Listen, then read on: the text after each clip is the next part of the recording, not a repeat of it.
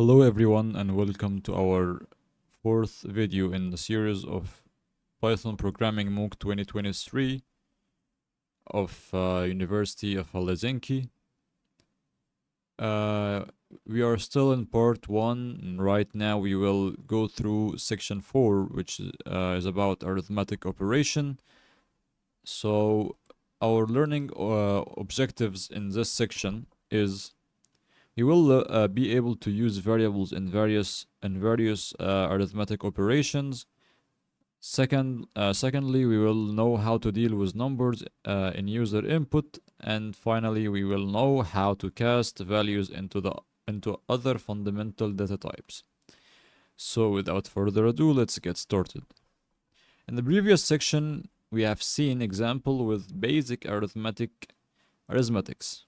In the following table, we can see the most common arithmetic operators in Python with examples. The first operator is a plus operator, and it resembles the addition. For example, when we want to add two or more numbers together, for example, 2 plus 4 will give us 6. Secondly, we have the minus operator, which is used for subtraction. For example, we want to subtract two numbers or more. As in this example, we can see 10 minus 2.5, which give us 7.5. Then we have the multiplication operator, which is basically an asterisk. It's used for multiplication. For example, when we want to multiplicate two or more numbers together, for example, negative 2 times 123, which will give us negative 246. Then we have the division operator, which is basically forward slash. It's used for division. It might give us usually floating point results when we divide odd numbers, for example, by even numbers and so on. As we can see here, like 9 divided 2 will give us 4.5, which is a floating point result. And then we have division for integers, which is used using double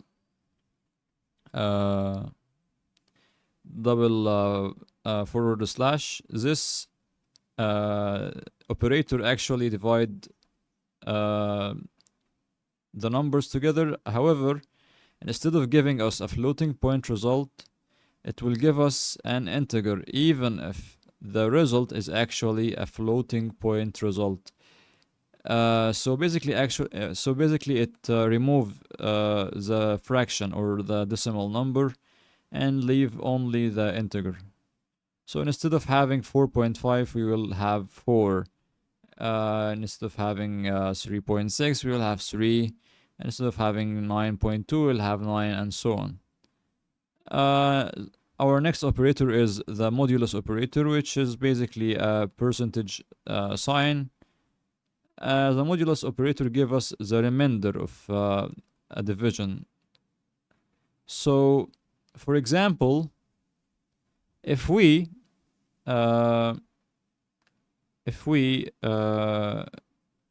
divided 9 power 2, we divided 9 over 2. What is actually a modulus do is it will search for the nearest number to give us a division without any remainders. For example, 8, if we divided 8 over 2, we will get 4, so there is no remainder.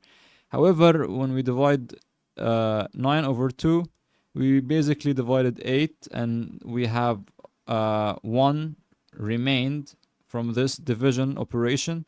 So the result will be 1. So basically it will approximate the number to the nearest even number and divide it normally, or odd number according to what is divided by what. and it will only give us what remained from this operation. Our final operator is uh, double asterisk, which is basically an exponentiation operator, or its purpose is for exponentiation. For example, when we say like we want to get the power of the number, as we can see here, 2 power 3 is 8. However, it is written as follows: 2 times or asterisk asterisk 3. Okay, the order of operations is familiar for mathematics. Yes, that's true. First, uh, any mathematical operation is done through any programming language will follow the basic mathematical rules, which actually we first calculate the exponents.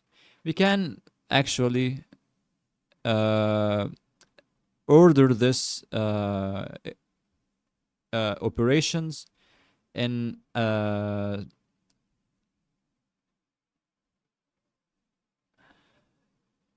keyword.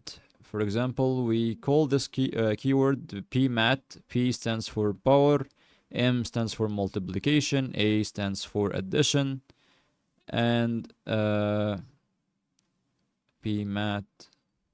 No, there is also addition or subtraction, and T stands for. Actually, I don't think it's pmat, but let's go through this. First, we calculate the exponents. Like any power is calculated first if we have in our example anything in that has an exponent will be calculated first, then multiplications and division, and finally addition and subtraction. Also, the order can be changed with parentheses. Like if we have something in a parentheses, we simply calculate it first. So here we can see that, for example, 2 plus 3 times 3. First of all, 3, in the first example, we will multiplicate 3 with 3 at first, so we'll have 9. Then we will add 2, so we'll have 11. In the second example, we have parentheses between 2 and 3, so we are obliged to calculate them both first. 2 plus 3 to give us 5, then multiplicated by 3 to give us 15. So this is a difference between two different aligned mathematical operations. Okay, we can also visualize the process with through this image. A calculation usually consists of operands and operators. As you can see here, the plus sign, the multiplication sign, the subtraction and division are called operators, which are responsible for certain operations that is done on operands, which are the numbers that undergo the process of arithmetic operation. So as we can see, like 2 or 3 or 5 or 1.0 or 2 are considered operands, and here these signs like plus, times, or multiplication, minus, and or subtraction, and finally division are considered as operators. The data type of an operand usually determines the data type of the result. If two integers are added together, the result will also be an integer. If a floating point number is subtracted from another floating point number, the result is a floating number or a floating point number. In fact, if a single one of the operands in an expression is a floating number, the result will also be a floating number. So, for example, if we have an integer and another is a floating number, and we like made an operation on both of these variables, the result will most likely be, or definitely will be, uh, a floating point number, regardless of other operands, even if it was integer. But actually, if you have two decimal or floating point numbers together, we might get an integer. However, uh, syntactically, it might not be written as an integer number. Then we have division is an exception for this rule. Its result is a floating point number even if the operands are integers. So for example, if we have 1 over 5, both of these numbers are integers. However, when we divide them together, the result will be a floating point number like 0.2.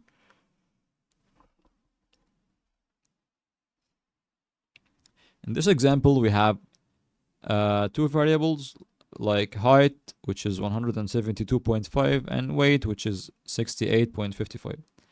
We need to calculate the body mass index, or BMI, which is calculated by the following formula. By dividing body mass with the square of the height is converted into meters in the formula. As you can see, the body mass index calculated as follows. The weight over height times 100 power 2. As we have been told, the BMI calculated by dividing the body mass, which is weight, with the square of the height, which is converted into meters. So for example, if we have a height of okay, it should be converted into meters, so we will divide it by 100. Here we have the height in centimeters, which is 172.5. So if we divided this by 100, we will get 1.72, which is basically in meters, and we will power this number by 2, or we will square it simply. We'll simply square it. So when we print the BMI, we'll get the BMI is 23.0.3 .037, a big number, a very big number. Okay. So notice Python also has an integer division operator, which is double forward slash, which ignore the number after the floating point. So it's basically going to produce an integer in the end. As we can see in the following example, we have x equals 3 and y equal 2. So we try to print the division, or the result of division of those two numbers, and we got 1.5. However, when we used the integer or division integer operator, which is consists of two forward slashes, we got an integer in the end. Number as input. We have already used the input command to read in strings from the user. That's true. We already tried to add the input command in order to get a data from the user. The same function can be used to read numbers, but the string produced by the function must then be converted to a numeric data in the program code. In the previous section, we cast integers as strings with this str function. The same basic principle applies here, but the name of the casting function will be different. A string can be converted into an integer with the function int. In the following program asks the user of their year of birth and stores it in the variable input str. The program then creates another variable, year, which contains the year converted into an integer. After this, the calculation of 2021 year is possible using the supplied value. Let's see the following example. Input underscore str for string, input which year you were born in, and we are trying to get an input from the user. the user will type his input, then he will print, the program will print your age at the end of the year 2021 will be calculated normally.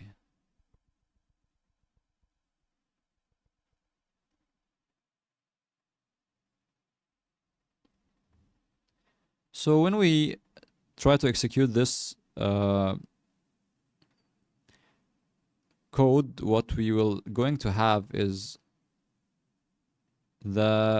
as we can see here we subtracted 2021 from the year you have been born in, and so that we were able to get your age, okay, at this period of time. Which year you're born? The year here is written as 1995, so we will subtract it from 2000 or 2021, so we will get 26. Usually you do not need to create two separate variables like inputs str and year above to read a number, a value from the user. Instead, reading the input with the input function and converting it into the int function can be achieved in one go. As follows: int input which year. Yes, we don't have to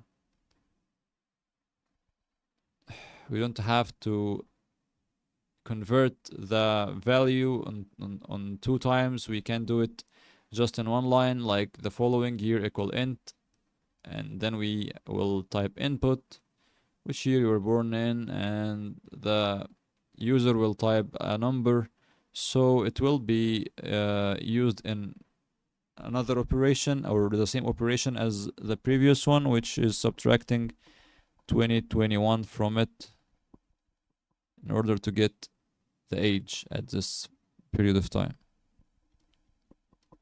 Similarly, a string can be converted into a floating point number with the function float. So basically we are just adding the data type to the variable we are trying to declare. As you can see here, height equal float, input what is your height, weight float equal float, input what is your weight, height equal height over 100, BMI equal weight over height power 2, print if the BMI is BMI, an example print out from the program. What's your height? 163, and the weight is 74.45, so the BMI will be 28, and this whole lot of Django Dango numbers that we are not going to read. So we have an exercise right here, times 5. Please write a program which asks the user for a number. The program then prints out the number of multiplied by 5. The program should function as follows. Please type in number. The user will type 3, for example, so the program then will multiply 3 times 5, and it will give you the result. So each number the user is going to write will be multiplied by 5 and will give us a result of this multiplication. So we should type another or type a similar program which multiply any number we give by 5 and then provide us with the result of this multiplication. So without further ado, let's get right into it. First of all, what we are going to do is just gonna check something. Yes. Okay, so first of all, we can declare a variable called number, and we will ask for an integer. Then just a moment. Okay, I understand. Then we will ask for an input. The user should type his input right here. Please type in a number. And the user will type a number. Then we will print the following statement. Okay. So first of all, whatever the user wrote times 5. Actually, 5 is constant, so we don't need to change it. Okay. You can actually declare another variable called result, and this result will be the number times 5. So print number, or oh yeah, so the number actually times 5 is basically the result. So if we ran this program, I guess we will get a prompt from the program to write a number, and we will write 3, then we will get 15. If we run this program again and we typed 5, we might get 25. Yes, that's correct. So if we test it, I think it will work. Yes, it worked. And then we have another exercise, which is name and age. Please write a program which asks the user for their name and year of birth. The program then prints out the message as follows. So what's your name? Francis Fictious. Which year you were born in? 1990. Hi Francis Fictious, you will be 31 years old at the end of the year 2021. So let's type another similar program to this one. First of all, we will make a variable called name, and we will ask the user to write his name.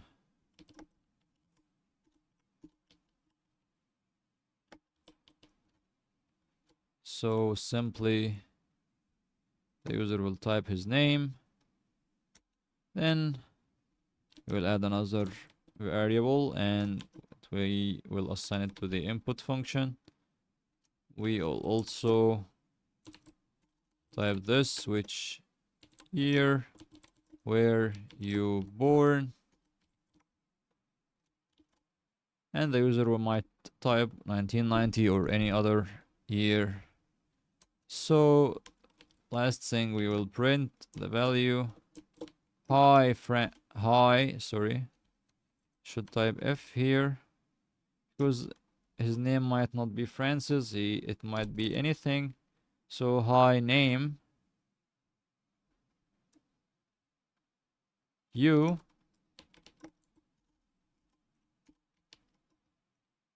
will be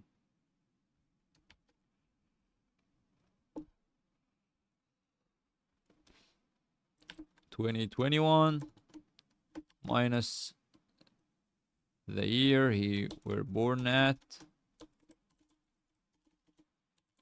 Man, at the end of the year 2021. Let's try it out. Run. What's your name? Let's type Kareem Ali. Let's say you were born. I was born at 2000. So there is an error here. Let's try to find out what's an error. What is this error? Okay. Maybe it's because this. Let's try to execute the code again.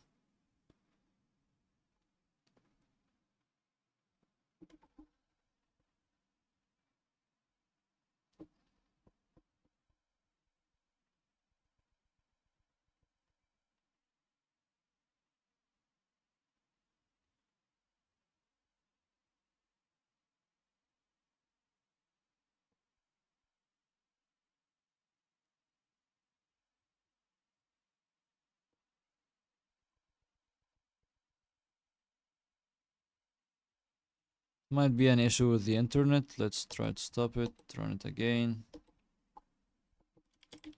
Kareem Ali was born at 2000. Type error on line 4. Unsupported operand type. Okay, so it has a problem with this one. I don't know why actually, like, here we wrote the same thing. So I don't know why is he not accepting this. Let's try it again. Kareem Ali 2000. Yeah, the same error. Okay, yeah, I understood now. I understood. We should have assigned this one as an integer from the start. Because actually our program considered this as a string. So when we run it again,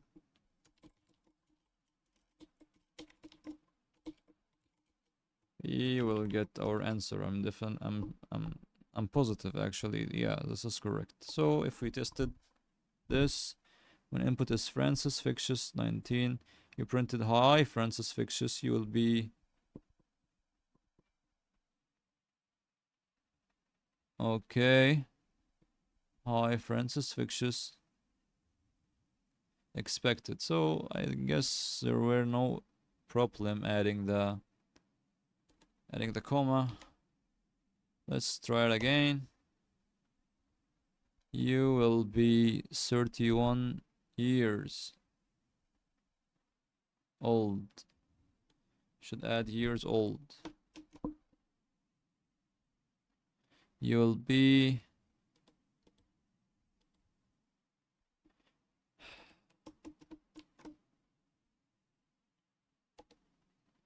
so this is, I think, a success. Okay, using variables. Let's have a look at program which calculates the sum of three given numbers by users. So number one, we are having an input of integer, first number, second number, and third number according to each assigned variable. And we will have the sum of them in a new variable which is called sum. Last thing, we will have the if statement added with sum of numbers is sum. An example execution of the program: first number 5, second number 21, third number 7, and some of them will be 33. The program uses the 4 different variables, but 2 would easily suffice in this case. Sum equals 0, number int first number, sum equals sum plus number. So actually we'll have different values in each line. Now it's now all input from the user are read into the one of the same variable number. The value of the variable sum is increased by value of the variable number each time the user input a new number. So as I said, yes, each time a user is inputting a new number, the value of the sum variable will increase, unless the user typed a negative number, for example. Here, the value of variable sum and the value of the variable number are added together, and the result is stored back in the variable sum.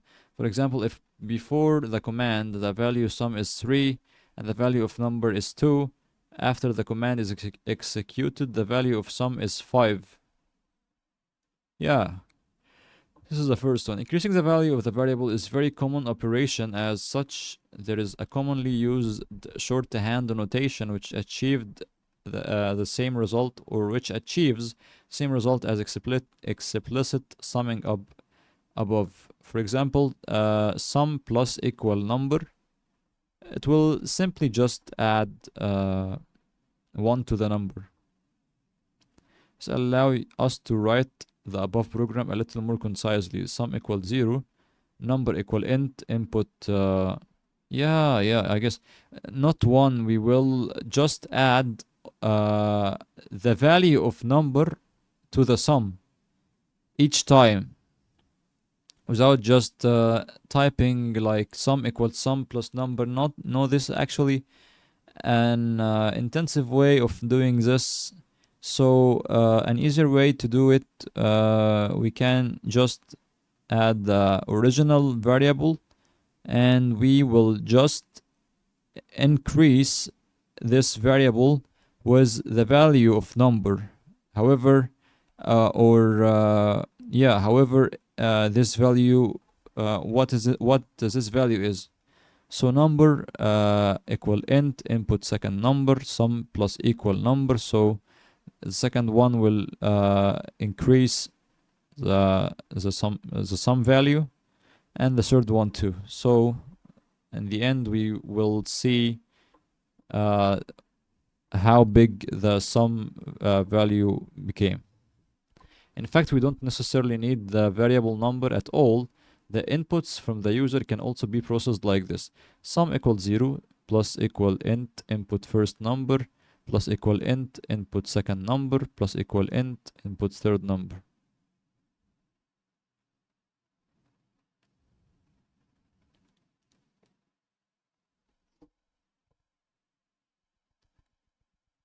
So here we removed the previous variable, which was number, and we just uh, input the user input the sum value as it is. However, we made an increment operator which is which resemble plus and equal for each number. Of course, it will depend on the context how many variables are needed. If it is required to remember each value of the user input, it will not be possible to reuse the same variable to read different values from the user. Consider the following: number equal int input first number, number 2 equal int input second number. Printf number 1 plus 2 number 2 equal number 1 plus 2. So basically what's going to happen is he will try to print first number is 2 and the second number is 3. So what we are going to have is 2 plus 3 equal 5, which is like this: 2 plus 3 equal 5. We are not getting the answer at this part. We are getting the answer at this part.